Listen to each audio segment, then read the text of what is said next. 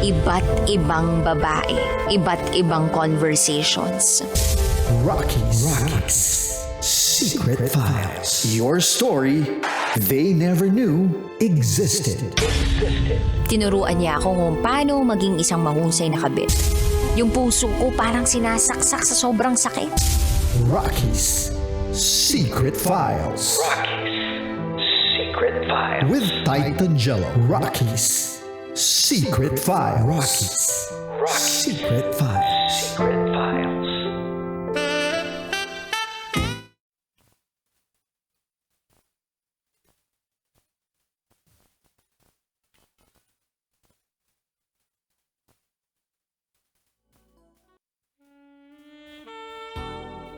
Good evening Luzon, Visayas, Mindanao, Metro at Mega Manila. Oras na muna natin sa buong kapuluan is already 9:51 p.m. Kayo pa rin po ay nakatutok sa 90.7 Love Radio. And advance, Happy Hearts Day mga kabisyo.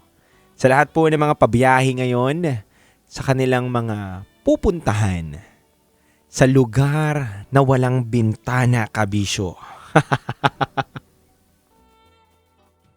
Ingat po kayo. Tiyakin nyo lang po na ang bit-bit nyo ngayong gabi na to o kasama nyo ngayong gabi na to, yung tunay. O baka naman, bukas yung tunay, ngayon yung hindi tunay.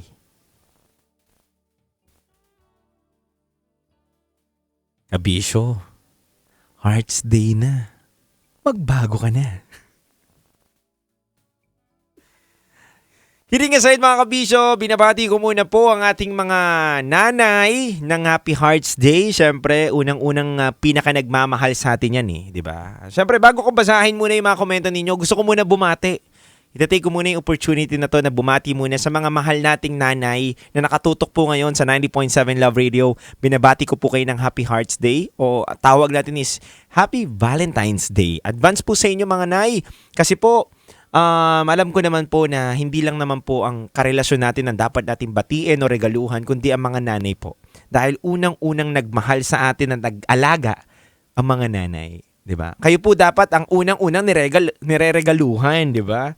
Hindi po yung kabit o jowa, 'di ba? Oh, ayan At syempre, pangalawa po, yung mga tatay natin. Wala tayo sa mundo na to kung hindi po dahil sa kanila. Kung hindi po dahil sa Valentine's Day, hindi ka rin pinanganak ngayon, di ba? Ay! Produkto ka ba ng Valentine's Day? Pasensya na po. Ikaw naman kabisyo Hindi mo naman sinabi sa akin, produkto ka pala ng Valentine's Day. Anyway, kidding aside, but yun nga, pasalamatan natin yung mga magulang natin. Sila yung unang-una. Siyempre kabisyo, pangalawa, yung asawa, girlfriend natin, yung partner natin. Huli mo na yung kabit mo, tumigil ka. Diba? Dahil sila yung nakakasama natin at higit sa lahat, yung mga kaibigan, boss natin, katrabaho, pinapasalamatan din dapat natin sila. Na hindi naman porket February 14, dun lang natin reregaluhan. Every single day, maari po tayo magparamdam ng pagmamahal sa mga tao na kapaligid sa atin. Hindi lang po February 14 para batiin sila ng Happy Valentine's Day, mahal na mahal kita. Mamaya dun tayo sa room 69. 'Di ba? Hindi ganoon kabisyo Kumbaga, handa ka rin dapat batiin sila sa araw-araw. Mahalin sila sa araw-araw, piliin sila sa araw-araw dahil yun naman talaga nararapat at tama. 'Di ba?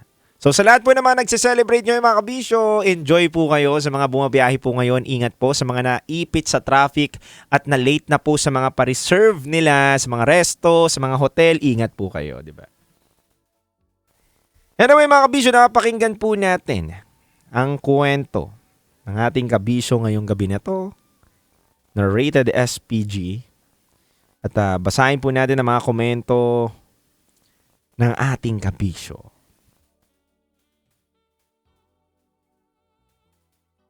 Ito muna mga kabisyo, sabi dito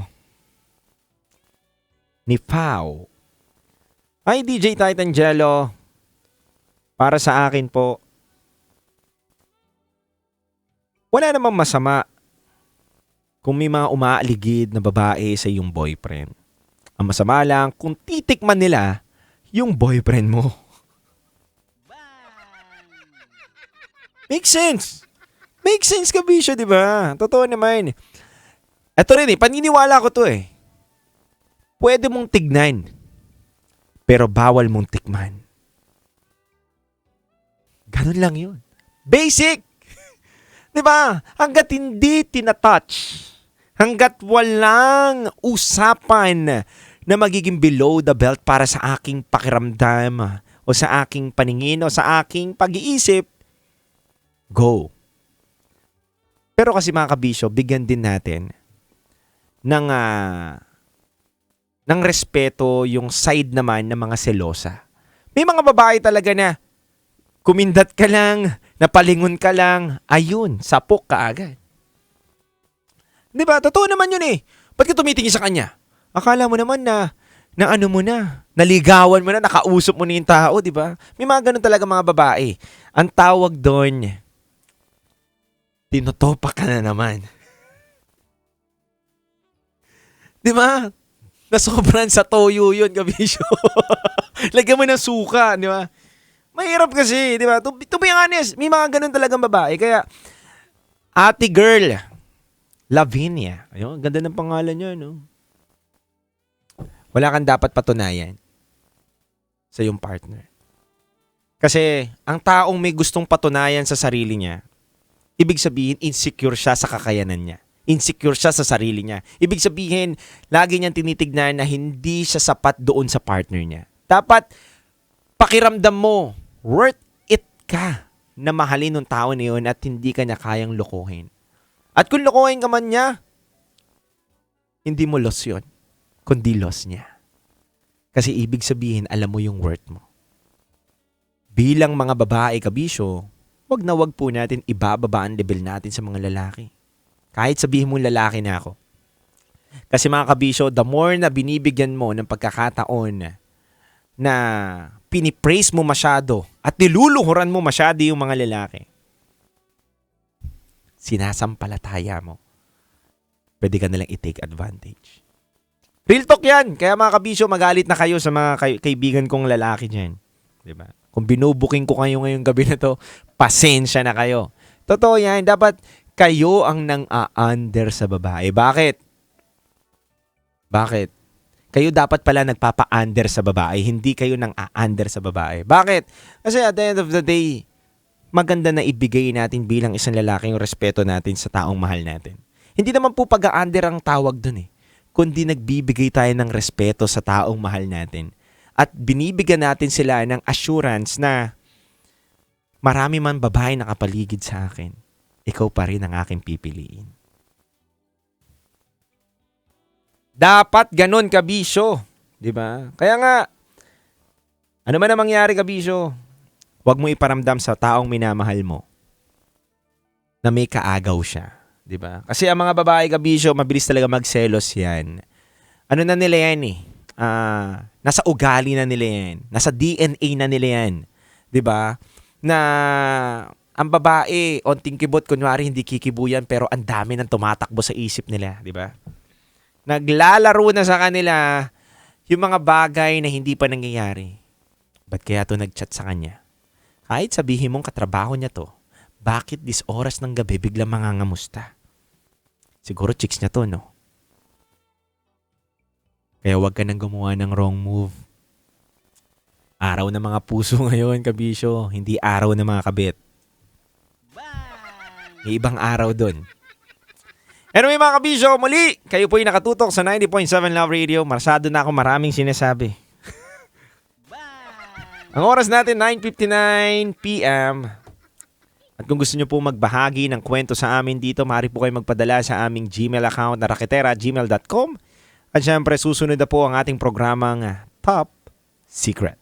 Hindi lang po basta Top Secret, kundi SPG, Top Secret. Maaari na po kayong tumawag sa ating Viber line na 0916-529-5595. Muli mga kabisyo, kayo po yung nakatutok sa 90.7 Love Radio and Happy Hearts Day. Dire-diretso lang po ang ating tugtugan at kwentuhan. Tawag na po kayo sa aming Viber line na 0916-529-5595. Mga kabisyo, handog ko pong awitin sa inyo. It's a Beautiful Song by Morissette. Awitin na. Shine. Magningning ka ngayong araw na to, kabisyo. Paramdam mo sa kanya kung gaano ka ka-shine. Shine yung suot mo.